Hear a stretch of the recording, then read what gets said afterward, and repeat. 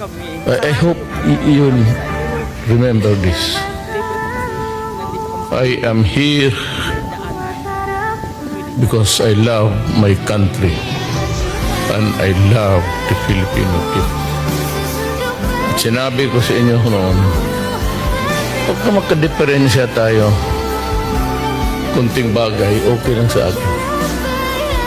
Either I apologize or kayo.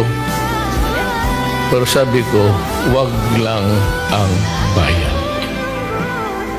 Kasi pag bayan na, wala na tayong pinag-usapan with the country. Now, if I do not make it to the finish line at the end of my term, malawak pa yan eh. It's yung swerte ng tao, it's ordained by destiny. And if my destiny says that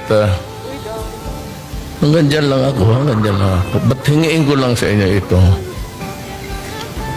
Trilyon yan.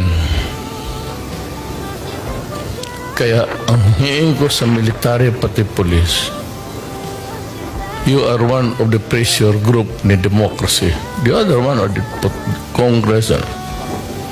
Pero huwag kayong pumayag na hindi ma-recover ng bayan ang ninakaw nila.